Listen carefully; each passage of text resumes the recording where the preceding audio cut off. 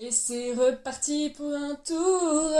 Oui, je suis complètement maquillée de la même manière qu'il y a 2 jours parce qu'en fait, pour moi, ça fait 5 minutes.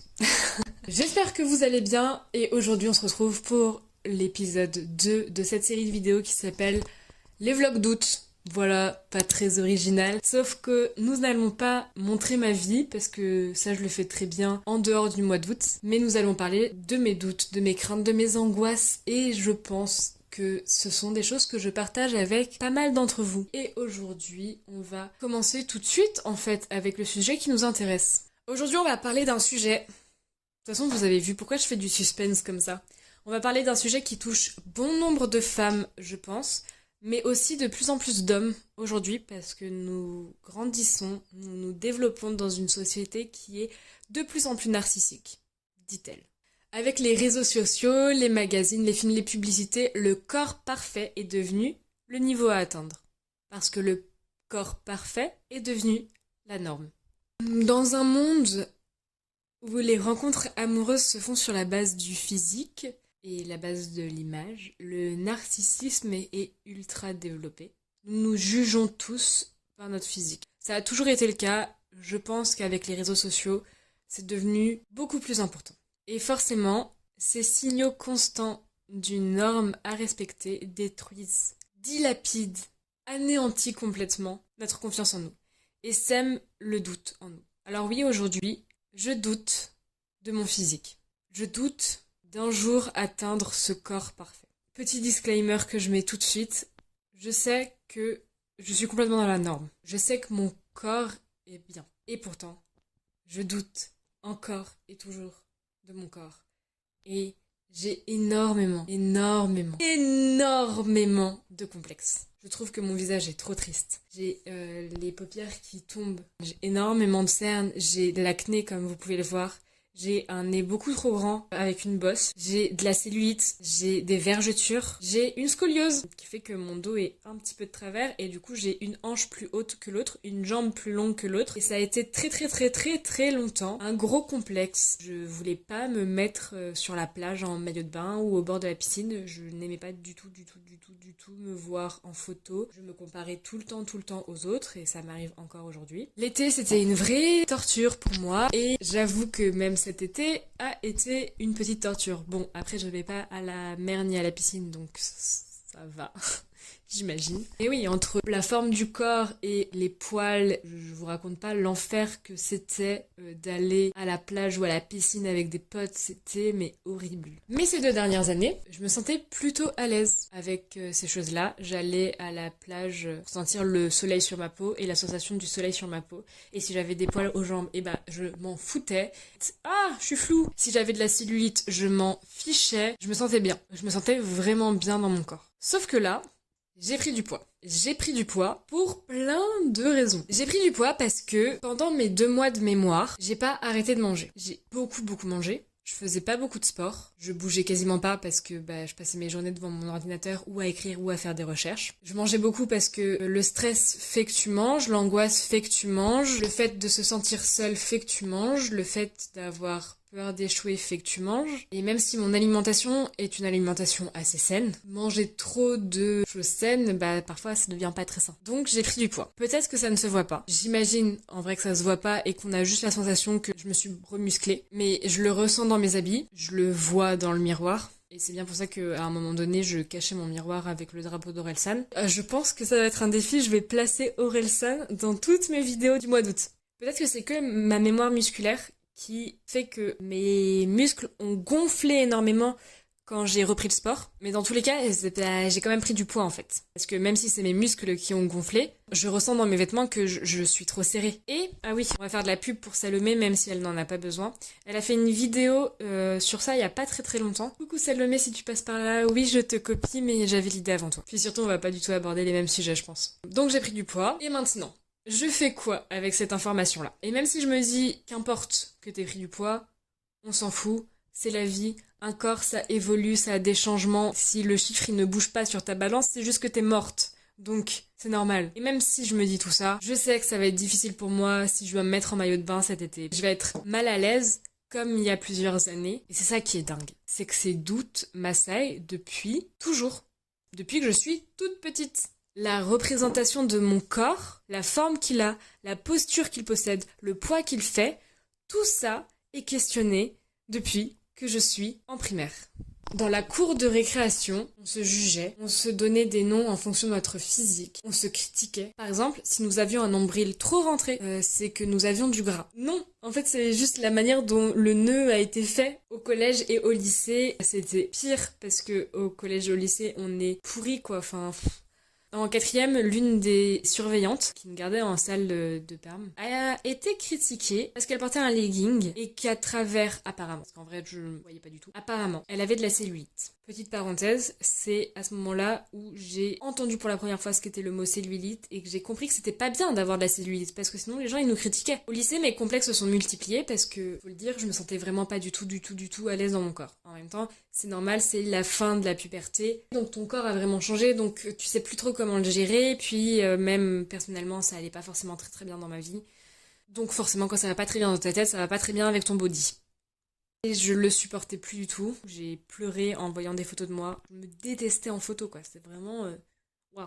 En parallèle de tout ça, je voyais ma mère, qui est quand même comme as, se dénigrer tout le temps, avoir peur de prendre du poids. Elle mangeait très peu. Elle faisait beaucoup de sport. Je l'entendais tout le temps dire que elle était trop grosse. Et j'ai tout le temps entendu dire les femmes autour de moi qu'elles étaient trop grosses. Déjà, à chaque fois qu'on juge son corps, ça a un impact sur soi, mais aussi sur la personne qui nous écoute. Parce que la personne qui nous écoute nous dit « Ah ok, alors ce corps que moi je trouve très bien chez cette personne n'est pas bien. » Je sais pas si vous voyez ce que je veux dire. En gros, si je dis que moi je suis trop grosse, ça veut dire que les personnes qui sont un peu plus fortes que moi sont encore plus dans le mal, dans le mauvais. Alors que non en fait. Chaque corps est très beau. En fait, ce que j'essaye de dire, c'est que quand vous vous dénigrez, ces termes et ces mots ont un impact sur les personnes qui vous écoutent. Dire que vous vous sentez trop gros, trop maigre, ça a un impact sur votre interlocuteur. Surtout si cette personne n'a pas confiance en elle. Et donc forcément, j'ai répété ce que j'entendais de ma mère, parce que j'ai grandi avec l'idée qu'il fallait absolument que je remette en question toutes les parties de mon corps. Sauf que les standards de beauté que nous avions étaient hors d'atteinte, et surtout photoshopés. Hors d'atteinte parce que nous n'avions tout simplement pas le même corps que ces mannequins qui font du 32. On n'a pas le même métabolisme, on n'a pas la même morphologie. Je pense même que ces mannequins ont les mêmes problèmes que nous. Ces filles sont payées pour être mannequins et pour être aussi fit qu'elles le montrent. J'ai grandi avec l'idée que je n'étais pas belle. J'ai grandi avec l'idée qu'il fallait que je remette en question mon corps, qu'il fallait que je fasse attention à chaque gramme que je prenais. Et cette idée a été une mauvaise graine qui a poussé dans mon esprit et qui fait encore des ravages aujourd'hui. En voyant cette photo de moi, je me suis trouvée horrible. Mais horrible, vraiment. J'étais pas bien du tout quand j'ai vu la photo. Et c'est à ce moment-là où vraiment j'ai eu un déclic. Et je me suis dit, il faut absolument que je fasse quelque chose. J'ai commencé le sport comme ça. Très mauvaise chose de commencer le sport. Parce que vous voulez changer quelque chose dans votre physique. Après, on va pas se mentir, la plupart des gens qui commencent le sport le font aussi pour ça. On se dit pas, oh bah je vais me mettre au sport parce que mentalement j'ai envie d'aller mieux. Non. Ah ah, tu miaules plus là, hein? Oh yé. Ah mon chat. Faites du sport parce que ça vous fait du bien et pas parce que vous voulez changer votre corps. Même si parfois, moi je sais que j'aime bien me donner des objectifs corporels, mais parfois c'est pas possible de le faire et c'est pas grave. J'ai commencé le sport parce que j'ai vu cette photo. Je me suis dit que je devais vraiment faire quelque chose et à cause de ça, j'ai commencé à courir. D'abord toutes les semaines, mais je détestais vraiment ça. Genre c'était horrible. Je déteste courir. Enfin en fait il y a des fois où j'adore courir parce que j'ai des vidéos où je cours et des fois c'est très cool de courir. Mais vraiment les gars, toutes les semaines, c'est horrible. Quand il fait froid, quand il pleut, quand il neige, c'est horrible. Genre, je sais pas qui a inventé le running, mais... En fait, non, je sais pas qui a suivi l'idée que courir, c'était cool. Surtout à Paris. C'est nul de courir à Paris. Je m'y tenais quand même. J'étais hyper disciplinée. J'ai commencé à réduire mes calories aussi. Je mangeais moins, beaucoup plus de légumes, beaucoup plus de fruits, moins de viande. Et j'ai maigri. C'est le cas, j'ai maigri, j'ai perdu du poids. Je suis passée de 56 kilos à 50 kilos. Et devinez quoi? J'étais toujours pas satisfaite, en fait. Je m'aimais toujours pas. Je trouvais encore à redire à mon corps. Je trouvais que mon corps était pas assez tonique. Il était beaucoup trop flasque, qu'il était trop large, trop je sais pas quoi en fait. J'étais accrochée à la balance. Je me pesais, je pense, tous les 2 jours, essayant d'analyser les petit gramme que je perdais ou que je gagnais. Je faisais de plus en plus de sport et de plus en plus de cardio. Sauf que c'est con parce que le cardio, en fait, ça fait pas ça muscle pas. Je me suis mise à la muscu et j'avais plus envie de perdre seulement du gras, mais j'avais envie de tonifier mon corps. J'avais envie de prendre en masse musculaire. Et en même temps, j'avais peur de prendre trop de muscles. Tout le paradoxe d'être une femme dans cette société et même d'être quelqu'un dans cette société narcissique. Je n'étais jamais heureuse et je me critiquais. Je critiquais chaque millimètre de mon corps au point où ça m'arrivait de m'insulter tellement je me dégoûtais. C'était horrible. J'ai été horrible avec moi-même pendant tellement longtemps. Et encore, j'ai que 23 ans, donc ça va. Je me pardonne aujourd'hui, je m'excuse auprès de mon corps d'avoir été aussi cruelle avec lui. Parce qu'en fait, il y avait bien un problème, et c'était pas mon physique en fait. Bon, je dois vous avouer quelque chose. En fait, j'ai repris le même texte que celui de l'année dernière, et j'ai juste... Ça fait du bruit quand je claque dans mes mains. Donc... je disais, avant que quelqu'un rentre dans cet appartement de fou, j'ai repris le même texte que l'année dernière et j'ai seulement un peu modifié certains passages. Et du coup, à ce moment-là, j'avais écrit que le problème venait de ma tête. Mais je pense que c'est pas vraiment le cas. Le problème vient surtout de bien plus haut que ma petite personne. Et je pense que vous savez à peu près où je veux en venir. Reprenons. Je me détestais, j'arrivais jamais à atteindre ce corps parfait. Et donc un jour, j'en ai eu marre. J'ai eu marre d'attendre d'avoir le corps normal de la beauté. D'essayer d'attendre d'avoir ce corps parfait pour pouvoir m'aimer. J'en ai eu marre de voir mes complexes dans le miroir, marre de m'entendre me plaindre de mon poids, marre d'avoir la sensation que je rentrais jamais dans les standards de beauté. C'est horrible à dire, mais voir ma mère et voir d'autres personnes de son âge, voir des gens en fait, se plaindre tout le temps de ça, de son corps, de son poids, alors qu'elles ont 40, 50 ans, 60, 70 ans. Ça m'a terrifiée. Les gars, ça m'a vraiment... terrifiée. Je me suis dit, mais moi je veux pas passer toutes ces années à ne pas m'aimer en fait. J'avais pas envie de me prendre la tête avec moi-même pendant tout ce temps. Passer des heures à me détailler dans le miroir, à me dénigrer, à violenter mon corps, à le meurtrir parce qu'il n'était pas exactement comme on le voudrait. Je trouvais ça horrible. Et puis je juge mon physique par rapport à qui? Par rapport à quoi? En ce moment, il y a toute une trend body positive. Et on nous dit qu'il faut... être bien dans son corps, s'aimer soi-même, apprendre à s'aimer, tout ça. Mais comment vous voulez qu'on s'aime? Comment vous voulez qu'on soit bien dans notre corps, dans notre tête, dans notre peau, quand c'est la société qui nous dicte quel type de standard, quel type de corps, quel type de peau nous devrions avoir? Ouh, là, il y a beaucoup de soleil, là je crame, hein. Écoutez, j'ai pas encore tout le matériel d'une pro. Voilà. En plus, j'ai faim, là, j'aimerais bien les manger. Ah non mais je vais fermer parce que là vraiment c'est pas bon. Les gens que je trouve hyper belles, hyper inspirantes, qui j'aimerais vraiment ressembler, mais en fait c'est juste parce qu'elles ont confiance en elles. Elles se montrent telles qu'elles sont. Peu importe leur corpulence, peu importe leur posture, peu importe leur carrure, parce qu'ils dégagent de l'authenticité et prônent la différence.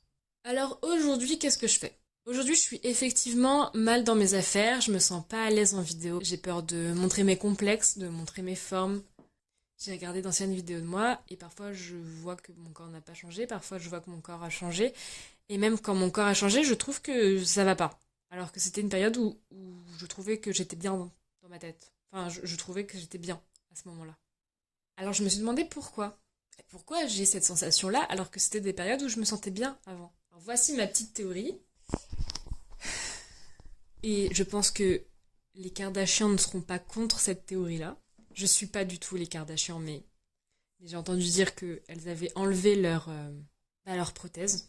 Même si j'ai pas mal arrêté les réseaux sociaux et même si je mets énormément de distance avec les pubs et les mannequins, on est tellement entouré du physique parfait que même si aujourd'hui le body positif est bien ancré dans nos sociétés, il y a quand même beaucoup de choses à faire parce que la plupart des femmes restent soumises à leur corps et à la volonté de le modifier. Parce que par exemple, les mêmes influenceurs que je suivais et qui avaient des formes sont devenus super fit et super fines du jour au lendemain. Les Kardashians ont enlevé leurs prothèses. Elles font en sorte que la mode aujourd'hui, c'est de nouveau la finesse, être fin. Et évidemment, quand tous tes moyens de comparaison diminuent drastiquement, t'as la sensation d'avoir pris énormément, et même quand t'as pas pris, t'as la sensation d'avoir pris, parce que quand tes modèles de beauté du jour au lendemain sont plus aussi rondes qu'elles étaient, toi, forcément, t'as la sensation de plus être à la norme, si t'as déjà pensé que t'étais bien. Non, ton corps évolue et c'est normal. Un corps n'est pas fait pour être un corps de mannequin. En tout cas, tous les corps ne sont pas faits pour être des corps de mannequin. Et c'est normal. Je veux dire, la différence, c'est beau, la différence, c'est normal. Et là, il refait sombre, du coup, je suis obligée. C'est dur de tourner, moi, je vous le dis. J'ai encore des réflexes du temps de mon mémoire où quand je commence à manger, je continue à manger. Quand je me sens pas très bien émotionnellement parlant, je mange. Le stress, l'angoisse, l'anxiété, les ballonnements, tout ça sont des facteurs de changement corporel et c'est normal. Un ballonnement, c'est pas forcément... C'est normal.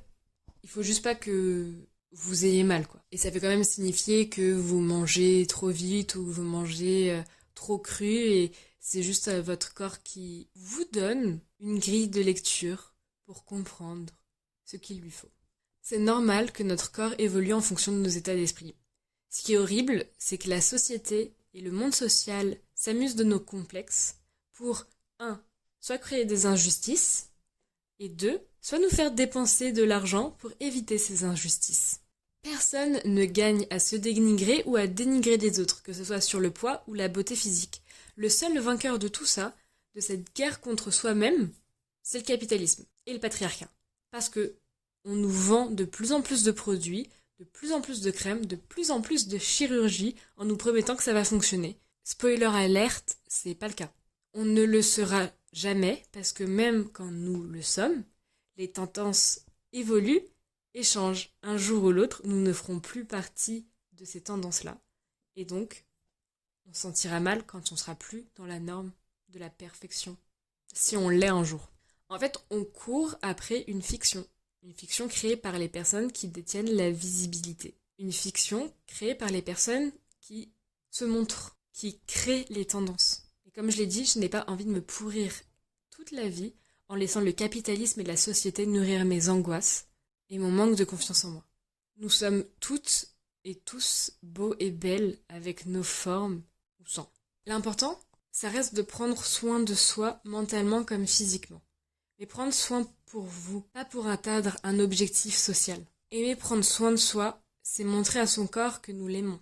Prendre soin de soi, de son corps, comme si nous étions notre meilleur ami, comme la voiture de vos rêves, comme la maison de vos pensées. Vous vivez dans ce corps, ne le changez pas. N'ayez pas la volonté de le changer pour un autre, parce que de toute façon, c'est votre corps. Vous pouvez pas faire autrement. Vous pouvez qu'en prendre soin, vous pouvez comprendre comment il fonctionne pour éviter de le blesser, mais le changer parce que vous n'êtes pas bien dedans, c'est pas forcément très bon. Évidemment, ça dépend.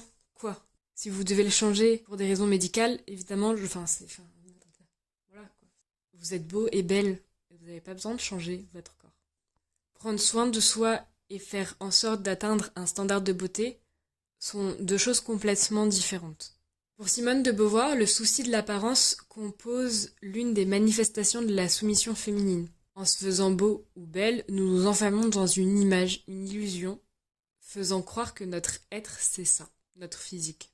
Je vais plutôt me concentrer sur l'aspect féminin de la question puisque je suis une femme.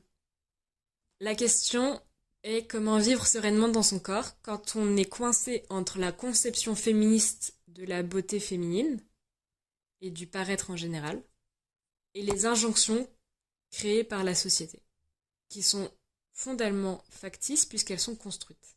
J'ai pas compris ma question. Si vous la comprenez, dites-le moi. Bref, ce qu'on trouve beau, c'est forcément construit. La beauté est subjective, certes. En même temps, on est tous d'accord pour dire que telle ou telle chose est beau et telle ou telle chose n'est pas beau. Donc, elle se trouve également dans des années et des années de construction sociale et culturelle. C'est bien pour ça que le beau n'est pas forcément beau partout. Même si de nos jours, il y a une tendance eurocentralisée de la beauté. C'est-à-dire que les personnes occidentales vont être considérées comme très belles dans beaucoup de pays. L'homme et la femme blanche, svelte et toniques européens sont quand même dans les critères hauts de la beauté. Ceci montre parfaitement que les critères de la beauté et la notion de beauté sont basés sur des principes capitalistes, patriarcaux, racistes et injustes. Voilà, je vous le place là comme ça. Les grands vainqueurs de ces doutes et ce manque de confiance, ça reste les industries cosmétiques et les marques de crèmes et de produits qui nous présentent mille et une merveilles. Je dois avouer que contre ça, mon prof de physique nous avait balancé un fait. Les rides et la peau qui tombe, ce sont les résultats de la gravitation et du renouvellement de vos cellules qui ne fonctionnent plus. Donc aucune crème anti-âge ne peut rivaliser avec la gravitation, on est d'accord. Bien que j'ai eu ce genre de conversation avec des hommes qui d'abord sont réticents à dire que la question de la beauté et de la perfection du corps était davantage vécue par les femmes, il faut avouer que les hommes n'ont pas de corps. Pourquoi cela ? D'abord, comme le montre Mona Chollet, c'est surtout le corps féminin qui est mis en avant dans les publicités, les tableaux, les sculptures. Faisons juste un bref détour sur ça, mais dans un documentaire d'Arte, la chronique expliquait que les dieux grecs devaient avoir un corps parfait, musclé et voluptueux parce que justement ils étaient des dieux, et que l'humain normal, terrestre, ne pouvait et ne devait pas prétendre à avoir ce corps-là. Tout petit écart, aussi pour dire qu'à l'époque c'était les femmes plus en chair qui étaient considérées comme belles et parfaites, mais c'est aussi dû à la notion de fertilité. Ensuite, Mona Chollet explique que la femme dans nos sociétés modernes n'a pas le droit de vieillir, que plus elle s'assagit, moins elle est désirable, parce que la ménopause arrive, et du coup, elle peut plus faire d'enfants, donc elle peut plus se cantonner à son rôle de reproductrice. Je dis bonjour à DiCaprio et à Cassel. En fait, après un certain âge, la femme ne peut plus ni être une fille, ni être une mère. Elle perd alors son rôle social, alors que les hommes, eux, plus ils vieillissent, plus ils semblent plus sages, plus doux, plus compréhensifs, sont moins tempétueux. La femme sage n'existe pas. Ou a du mal à exister. Pourquoi ? Parce que peut-être que si la femme n'est plus assujettie à son rôle de fille ou de mère, elle devient sujet. Sujet d'elle-même et sujet du monde. Elle n'est plus un objet de désir. Vouloir être désiré, c'est normal. Être désiré, c'est sympa, c'est cool. Mais ça devient un problème si nous recherchons simplement d'être désirés, physiquement. Je me permets de dire ceci parce que je l'ai vécu. J'ai voulu souvent plaire, et plaire physiquement, avant de plaire intellectuellement. J'ai souvent voulu qu'on me remarque, parce que j'étais belle, plutôt que parce que je disais quelque chose d'intelligent. L'idée d'être un objet de désir est assez controversée dans les domaines féministes parce que beaucoup considèrent l'objectification de la femme comme un fantasme, une fantaisie sociale qui n'est plus actuelle aujourd'hui. Plusieurs hommes avec qui j'ai parlé m'ont dit que ce n'était pas la réalité. Mais si, complètement. Dans nos sociétés actuelles, dans nos sociétés européennes, dans nos sociétés où on a la sensation que le féminisme a fait son travail. Et je vais vous poser une question, les filles. Quand avez-vous fait l'expérience de votre corps féminin pour la première fois? Quand avez-vous compris que votre corps physique avait de la valeur? Je ne pense pas être la seule à avoir vécu cette expérience. Mais la plupart des femmes font d'abord l'expérience du corps pour autrui, comme l'écrit Manon Garcia dans son livre « On ne n'est pas soumise, on le devient ». Le corps pour autrui, c'est-à-dire qu'avant même de prendre conscience en tant que jeune adolescente que notre corps est en train de changer et d'évoluer, nous sentons le regard des hommes dans la rue. Nous comprenons qu'en nous habillant de telle ou telle manière, on peut être considéré. Ou en nous comportant de certaines façons, nous suscitons de l'intérêt et du plaisir avant même de nous rendre compte nous-mêmes des changements de notre corps. Avant même de constater ce que nous aimons ou ce que nous aimons pas. Nous sommes catégorisés. C'est également pour cela que les hommes n'ont pas de corps. Ils ne suscitent pas le désir, physiquement parlant. Presque au contraire. Il y a des changements, mais ces changements ne les rendent pas attirants de façon objectifiante. Ils ne deviennent pas des objets pour autant. Ils ne deviennent pas des objets de désir pour autant. Oui, ils sont également sous le joug de pression sociale, notamment de la virilité, de la masculinité, et d'autant plus aujourd'hui avec les réseaux sociaux. Et c'est ce qui est dommage, à mon avis. J'adore la phrase que j'ai écrite et j'ai pas envie que ça fasse trop lecture. Et c'est ce qui est dommage, parce que j'ai la très nette impression qu'au lieu de nous affranchir de cette beauté plastique et de sa facticité, nous nous rabaissons à nous jauger et à nous juger par rapport à celle-ci. Ce qui instaure davantage de mal-être et d'injustice, parce que forcément, les produits que le capitalisme et la société nous vendent, finalement, qui peut réellement les acheter? J'ai envie de terminer cette vidéo-là. Alors oui, comment vivre sereinement notre expérience corporelle? Je pense que le mieux, c'est d'avoir conscience de tous ces facteurs socio-culturels qui incitent notre cerveau à ne pas croire que notre corps est parfait, tel qu'il est. Pour reprendre les termes de Suzanne Sontag que nous retrouvons dans Sorcière de Mona Chollet, nous devons dire la vérité. Parce que je pense que la vraie beauté réside dans cette attention portée à l'autre plutôt qu'à soi. Ne nous mentons plus, nous sommes tous différents et c'est aussi ça qui est beau. Nous sommes tous beaux et belles et ne perdons pas des années avant de le comprendre. Nous devons avoir conscience, en regardant une photo ou une vidéo, ce n'est qu'une partie de la réalité. que même cette vision qu'on a, même l'image que nous avons, peut être modifiée. Et cette toute petite partie de la réalité cache une plus grande vérité dissimulée. Que même ce que nous prenons pour naturel ne l'est pas forcément. N'oubliez pas qu'il y a des filtres, du montage, parfois de l'étalonnage. Je dis ça parce que dans la série sur laquelle j'ai travaillé, il y a des agents qui demandaient que leurs actrices aient des filtres de beauté. Et même dans l'âge d'or d'Hollywood, les actrices étaient filmées de telle manière qu'elles étaient belles, vraiment belles. Là, par exemple, je vous le dis, ça m'arrive jamais parce que j'aime pas ça. J'ai du fond de teint et de la poudre parce que j'avais vu que je brillais la dernière fois. Parce que aussi j'ai des boutons ici. Voilà, je vous les montre. Mes petits boutons d'acné. C'est comme ça. C'est la vie. J'avais envie quand même d'un truc un peu uniforme. Oui, bah je vous le dis, voilà. Donc, tout ce que vous voyez sur votre écran, tu fais le point là, c'est bon? C'est bien? Tout ce que vous voyez sur votre écran est embelli. Ne l'oubliez pas, ne vous trompez pas. Tout sur les réseaux, tout sur les vidéos YouTube, tout est beau. C'est beau, c'est pour ça qu'on a envie qu'on passe notre vie à les regarder. Parce que c'est beau. Aujourd'hui, vraiment, je me sens mieux. Je me sens plus en face avec moi parce que je sais que c'est pas moi ou mon corps le problème. Il y a quelques jours, une amie que j'ai rencontrée à mon stage m'a prise à part après que je lui ai demandé si elle faisait du sport et quelle était sa diète et quel était son sport parce que elle était super fit. Elle m'a dit que c'était vraiment pas ça l'important en fait. Je voulais pas forcément devenir mannequin. Je voulais pas que mon corps soit l'outil de mon métier. Elle me disait que les hommes dans le milieu du cinéma, ils se demandaient pas si leur corps était bien. Je parle pas des comédiens parce que c'est un peu différent. Ce qu'elle me disait, c'était que dans le cinéma, les hommes se posaient pas de questions sur leur physique ou leur corps. Ils se posaient la question de comment faire un bon film, comment raconter une histoire. Du coup, tout le temps qu'on perd à se demander si on est bien dans notre corps, si on est dans la norme, si on est beau, belle et tout ça, tout le temps qu'on perd à faire des diètes, à se sentir mal dans sa tête, à ne pas manger et du coup ne pas avoir d'énergie, et ben c'est du temps perdu pour ce qu'on veut vraiment faire en fait. L'important c'est d'être bien dans sa tête. L'important c'est de savoir que vous-même, vous vous aimez. N'attendez pas que quelqu'un d'autre vous le dise. Aimez-vous, vraiment.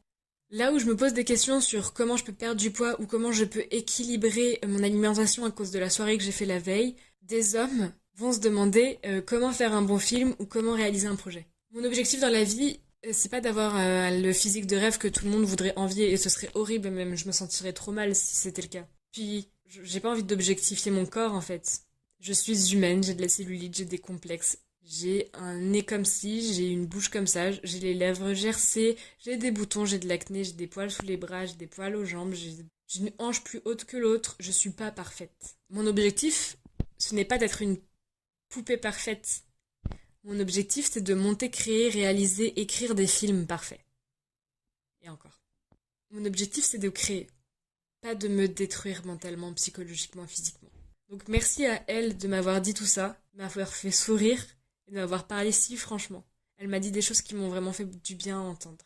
Et encore, à Avignon, j'ai entendu des choses vraiment trop bien, qui m'ont fait beaucoup de bien sur moi, ma personnalité, ma personne. Aujourd'hui, je le dis, j'ai sûrement pris du poids, je me suis pas pesée depuis longtemps, je vous avoue. Je me pèse plus depuis plusieurs années, je pense. Mais je me sens bien dans mes vêtements. Et même s'ils sont plus serrés qu'avant, je me sens bien parce que c'est mon corps. J'espère que vous avez apprécié cette vidéo, parce que le physique parfait n'existe pas, que vous êtes magnifique en jogging sale dans votre lit, comme en robe dans votre jardin. Soyez sincère avec vous-même et ne décidez pas de faire quelque chose pour plaire à quelqu'un, mais plaisez-vous à vous.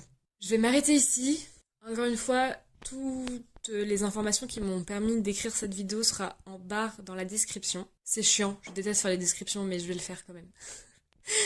D'ici la prochaine vidéo, prenez soin de vous, parce que vous êtes des personnes formidables. Aimez et partagez, et pas seulement la vidéo. Je vous fais de gros bisous, et je vous dis à bientôt. Ciao.